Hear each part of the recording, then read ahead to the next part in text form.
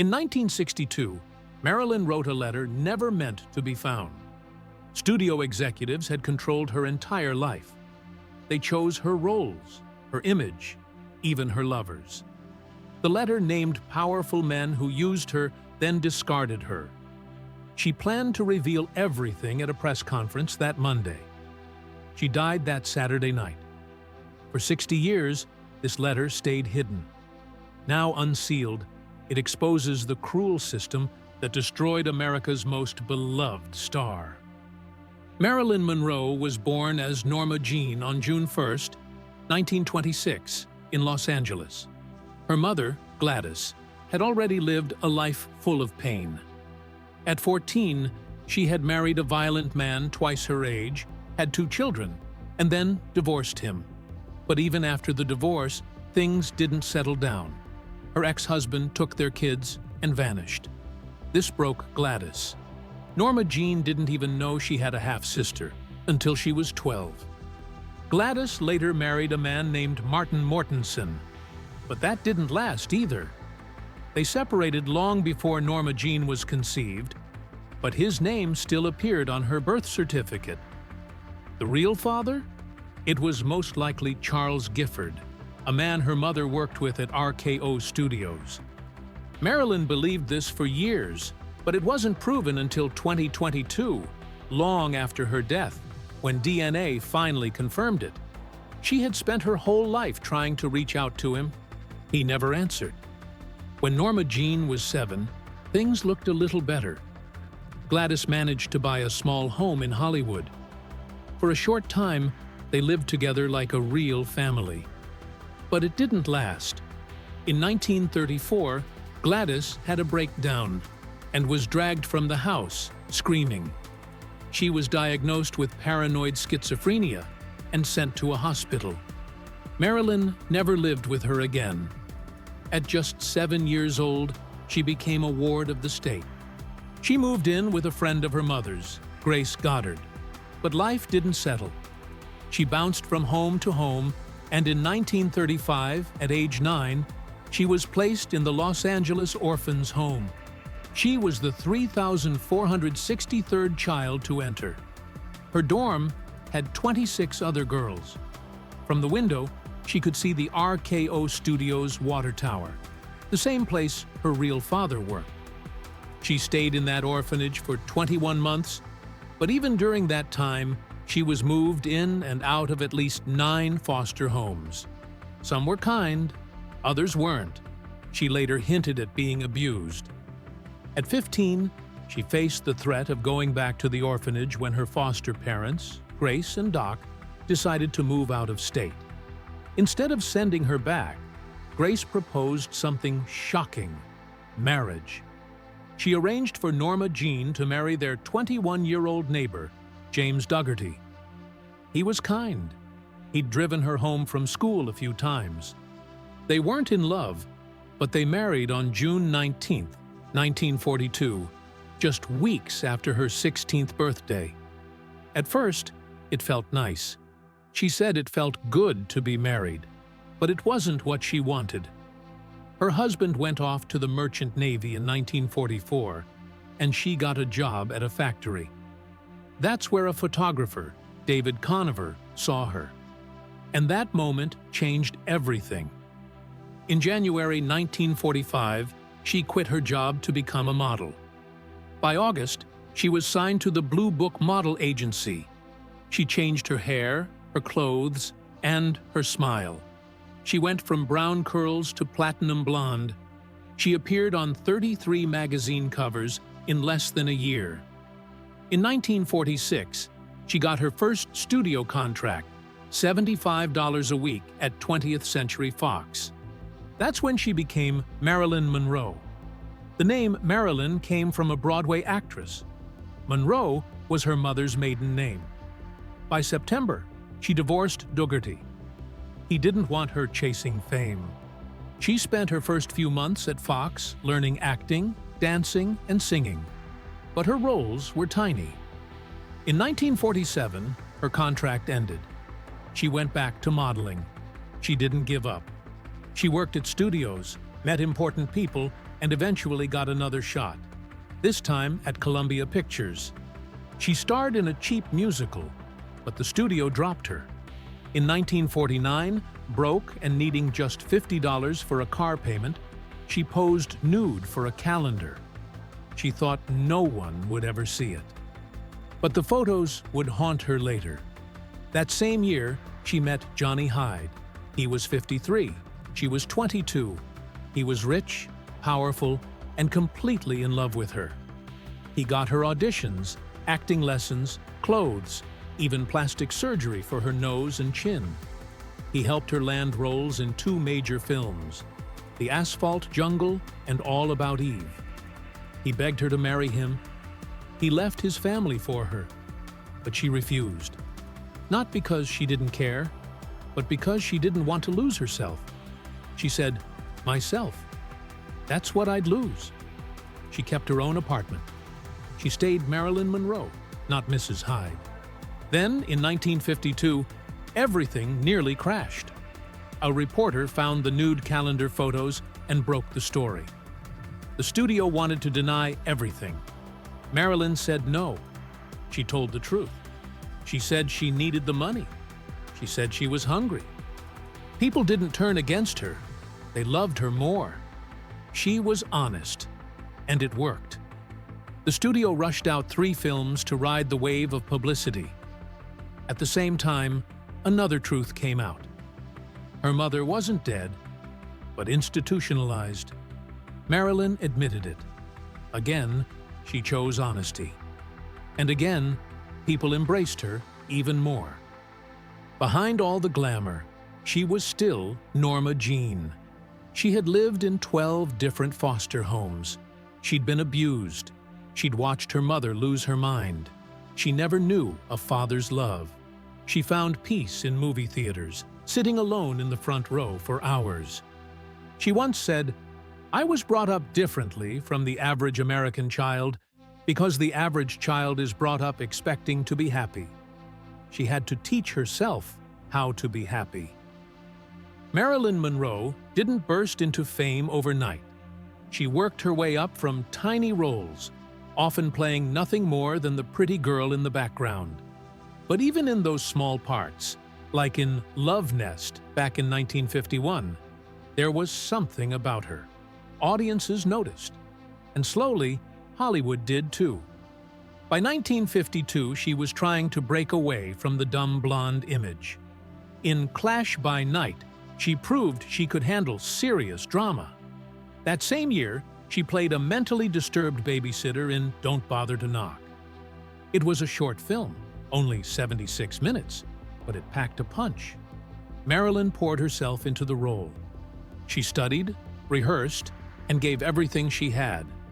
Critics weren't kind back then, but film experts later called it one of her best. That same year, the Hollywood Foreign Press named her the best young box office personality. She was finally getting the recognition she had worked years for. But behind the camera, the Hollywood system was ugly. Powerful agents like Al Rosen admitted the truth. Studios kept black books, lists of young actresses judged not by their talent, but by how easy they were to take advantage of. Monroe never worked with Rosen, but he still used her as an example. He said casting directors would track which girls could be laid. It wasn't just gossip. This was a known system. Women were measured, sized up, and passed around. A documentary later exposed this, showing how actresses were treated like objects, not artists. Marilyn lived through that. She wasn't the only one, but she was one of the few who later spoke out. In 1953, Marilyn did something bold. She wrote an article called "Wolves I Have Known." It was the first time a major star exposed how bad things really were. She told stories about men who tricked her into private meetings and one who tried to break into her home after walking her from the bank. She described Hollywood as an overcrowded brothel and said people cared more about a woman's hair than her heart. This wasn't just venting, it was a warning. and it came long before the hashtag #MeToo movement. But telling the truth didn't change how the world saw her. By 1953, after starring in Niagara, Gentlemen Prefer Blondes, and How to Marry a Millionaire, she was the ultimate sex symbol. People saw the hair, the voice, the walk. Few saw the pain. She once said being a sex symbol was a heavy load to carry, especially when tired and hurt. She wanted to be taken seriously, but she was boxed into one role: the sexy, clueless blonde. Even respected scholars said her image was designed for men, not for her. That image made her rich and famous. It also broke her down. On set, she collapsed from exhaustion. She battled infections, anemia, and constant pressure. "They treat you like a machine," she told Life magazine. She wasn't exaggerating. The studio, 20th Century Fox, had total control. Her 1950 contract never changed, even after she became a star. She made far less than other leading actresses. Studio boss Daryl Zanuck didn't like her and blocked her from serious roles. When she refused to do The Girl in Pink Tights in 1954, Fox suspended her. It made headlines, but that was just the start. The studio controlled her weight, her hair, her clothes, even her dating life. She had to get approval before attending events or talking to the press. They owned her image, and when they gave her a bad script, she sent it back with one word written across it: trash. Even in her personal life, she struggled for freedom. In 1952, she met baseball legend Joe DiMaggio. He wasn't what she expected. He was quiet, respectful, not the flashy jock she had imagined.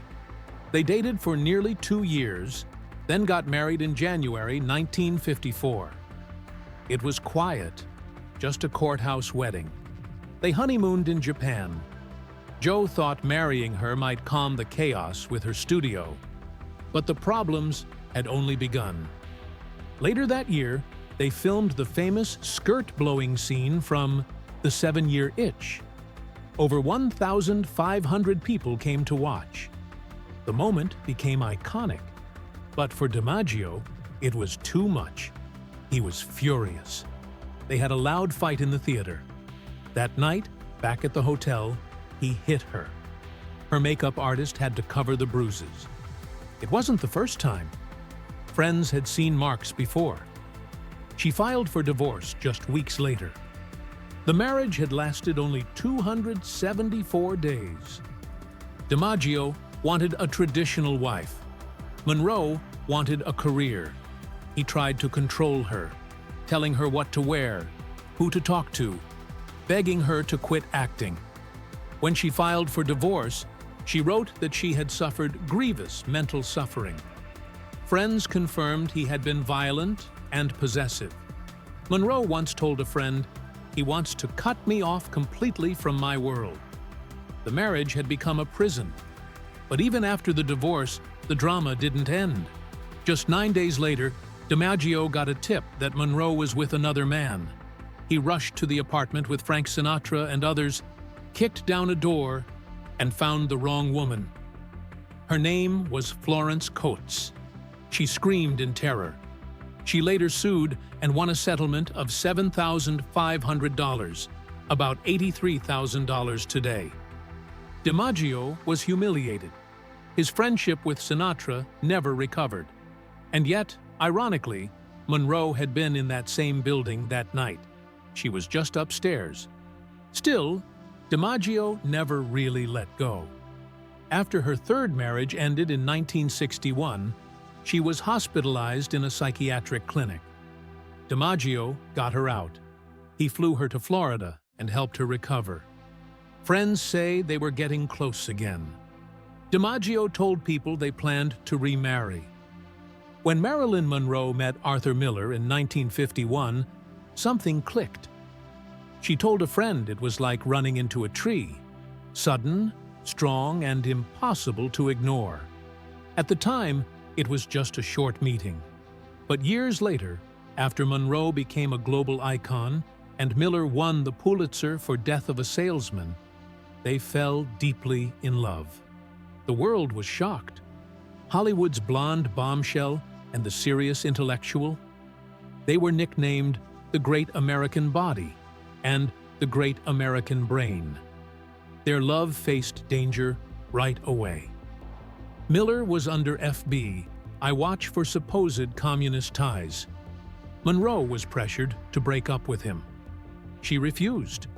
Even the studios got involved, but they didn't care. They married in a quiet civil ceremony on June 29, 1956. It lasted only 4 minutes. 2 days later, they had a Jewish wedding at the home of Miller's agent. Monroe converted to Judaism. She read religious texts with Miller's rabbi and tried hard to become part of his world. It wasn't just love. She wanted a family, a home, and to be taken seriously for more than her looks. Miller was obsessed with her. He wrote her letters full of passion and dreams.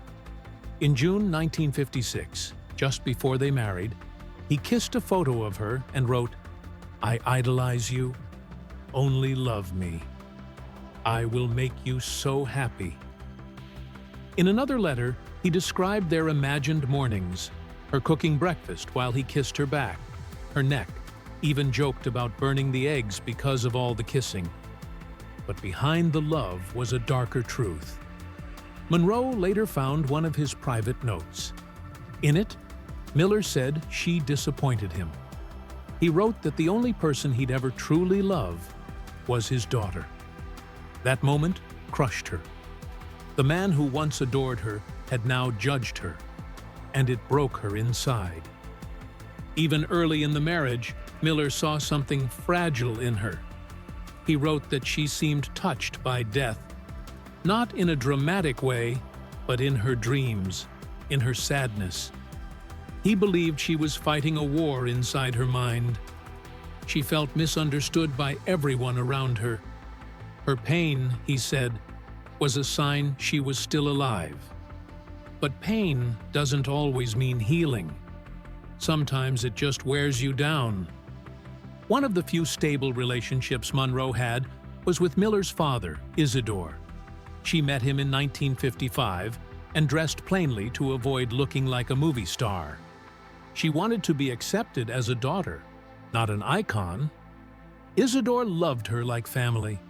She called him Dad in letters. Even after divorcing Arthur in 1961, she visited Isidore in Florida and left $200 in his coat pocket so he wouldn't feel alone. She brought him to Madison Square Garden in May 1962, introducing him proudly as her father-in-law just months before she died. The marriage didn't last. Miller said they had 2 good years out of 5. He couldn't handle her drug use. She couldn't escape her inner darkness. While filming The Prince and the Showgirl, things fell apart.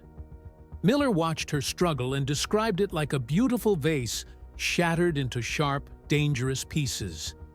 She found that note he wrote about being disappointed. She cried to her acting coach, saying she had let him down worse than anyone before. Miller began writing about her, not to her. He analyzed her pain like a doctor. She was no longer his partner, just a subject.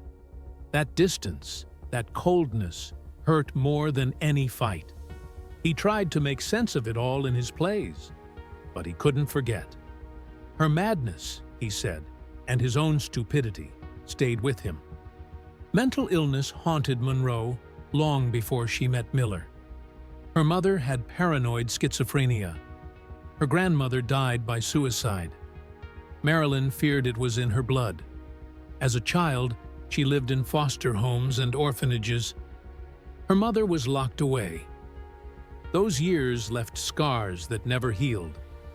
In 1956, while filming in England, she started showing signs of serious mental illness. Anna Freud, daughter of Sigmund Freud, diagnosed her with borderline paranoid schizophrenia. Monroe was devastated. Her worst fear was becoming her mother. The pain only got worse. In 1961, she checked into Payne Whitney Psychiatric Clinic. She thought it was for rest. Instead, she was locked up. Cement walls, bars on the windows. She felt like a criminal. Desperate, she broke a window with a chair and threatened self-harm. "If you treat me like a nut, I'll act like a nut," she said. They moved her to another floor. After 2 days, she got word to Joe DiMaggio. He rushed to the hospital and got her out. She later wrote a 6-page letter to her doctor. It was raw and painful. She described the place like a prison. Lights locked up, no privacy. Marks on the walls from other patients. She didn't sleep. "What is night even for?" she asked. "It's just one long, horrible day." That letter showed a woman completely worn out by life. She tried to get help. Over the years, she saw at least 5 psychiatrists. She sometimes had sessions 5 or 6 times a week. One doctor said he was the only person she could talk to. Despite her fame, she was deeply alone. Alongside the therapy came pills, barbiturates, amphetamines, tranquilizers. The list was endless. Each one added another layer to her already fragile mind. In 1954, actor Peter Lawford introduced Monroe to the Kennedy family. Lawford was married to JFK's sister. That night sparked one of the most famous and controversial affairs in United States history. At a party that year, Monroe and JFK disappeared together. She later joked to Lawford that his performance was very democratic and very penetrating. There were many rumors. Monroe's maid said JFK constantly touched her and whispered dirty jokes. At one dinner, he slid his hand up her leg and blushed when he found she wasn't wearing anything underneath. That wasn't the end. Later, Monroe also became involved with Robert Kennedy. On May 19, 1962, Monroe sang Happy Birthday to President Kennedy at Madison Square Garden. She wore a dress covered in 2,500 rhinestones and nothing else. She was sewn into it. Under the lights, it looked like she was glowing. Kennedy joked afterward that he could retire after that performance. But behind the sparkle was a storm. Shirley MacLaine later said she saw JFK walk out of a bedroom just as Bobby Kennedy walked in. Monroe was inside. Another writer said Bobby and Monroe were intimate just before the show. Monroe seemed obsessed with both brothers. As JFK pulled away, Bobby became more involved. He was supposed to calm her down, but he fell for her too. By the summer of 1962, both Kennedys had distanced themselves. Monroe felt used.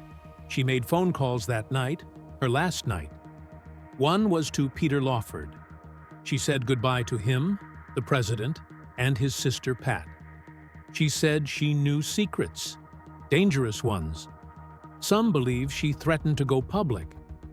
There was supposed to be a press conference 2 days later. Monroe told Lawford she'd make headlines. She never made it to that Monday. That Saturday night, she was found dead, the phone still in her hand. Some say Bobby Kennedy was flown out of LA early that morning. Some say he was there. Marilyn Monroe had once been the biggest star in Hollywood. Her movies like Gentlemen Prefer Blondes and How to Marry a Millionaire had made her a global icon. But by the early 1960s, things started to fall apart. Her 1960 film, Let's Make Love, flopped. Then The Misfits in 1961 also failed, even though it was written just for her. During filming, she had to spend a week in the hospital to detox. Her health was getting worse, and her image as a reliable star was fading. Studios didn't want to take risks with her anymore. Paramount even refused to cast her in Breakfast at Tiffany's, a role written with her in mind. Instead of working on new projects, she spent most of 1961 battling health problems. Then came Something's Got to Give. She was fired from the film on June 8, 1962, after missing 17 of the first 30 shooting days. The studio said her delays had already cost them $2 million. They sued her for $500,000. Monroe had been sick with sinusitis before filming even began, but the studio ignored doctors' advice to delay production. By May 8th, she had missed 11 days, and director George Cukor ran out of scenes to shoot without her. At the same time, Fox was in financial trouble because of the massive cost of Cleopatra. That film had already forced them to sell their entire backlot in 1961. Monroe, making only $100,000 for the film, became the scapegoat, while Elizabeth Taylor earned 10 times more. But Monroe didn't stay silent. She fired back at the studio publicly. "To blame the troubles of Hollywood on stars is stupid," she said. "These executives should not knock their assets around." It wasn't the first time she challenged the system. In 1955, she had won a long battle against Fox that gave her control over scripts, directors, and cinematographers. She got a huge raise to $100,000 per film. That fight had been called one of the greatest victories ever won by an actress. Even in the middle of breakdowns and disappointments, Monroe still believed she could take charge of her career. And for a brief moment, it looked like she had. After being fired from Something's Got to Give, she planned a comeback. She did bold photo shoots and got herself back on magazine covers. It worked. Just 3 days before she died, she signed a new deal with Fox. This time, she was paid $500,000 per film, 5 times her old rate. Fox agreed to restart the movie and even to replace the director with Jean Negolesco, who had worked with her before. She was preparing to face the press with a huge announcement. She had pulled it off. She was ready for a second act. But that comeback never happened. She had plans beyond Fox, too. Her biggest dream was to play her idol Jean Harlow in a biopic. Just a month before her death, she met Harlow's mother to get her blessing. The meeting was emotional. Harlow's mother said, "My baby came back to life."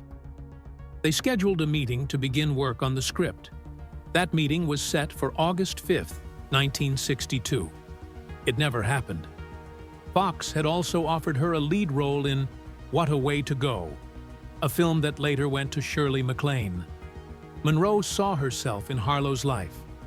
In 1957, she had said, "I kept wondering if I would die young like her too." Harlow died at 26. Monroe died at 36. During her final months, Monroe was under the care of psychiatrist Dr. Ralph Greenson. He was deeply involved in her life, even arranging for her housekeeper Eunice Murray to stay overnight at her home. On August 4, 1962, Monroe called Greenson around 5:15 p.m. She told him she couldn't sleep. He suggested she go out for a drive, but she didn't. She stayed home. Around 8 p.m., she went into her room.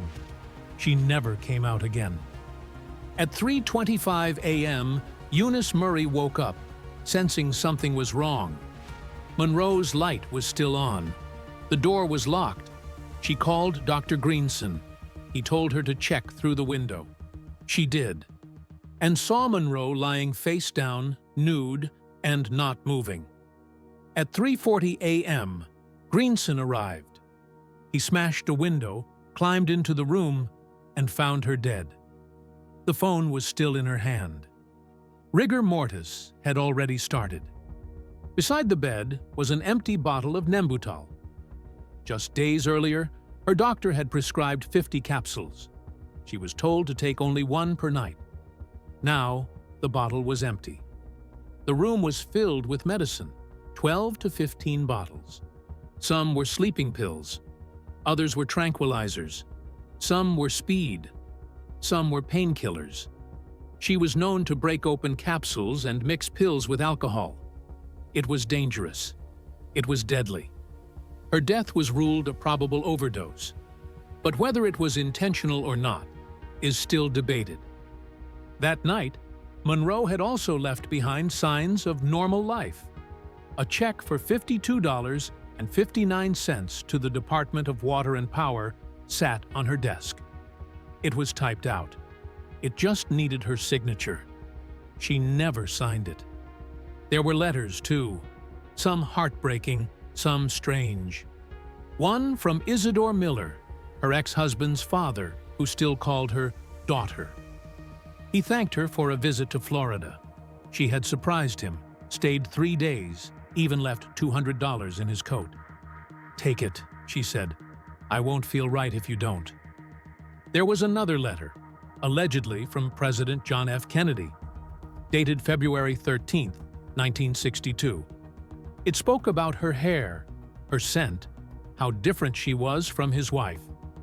Monroe replied, "God, what an affair we're having.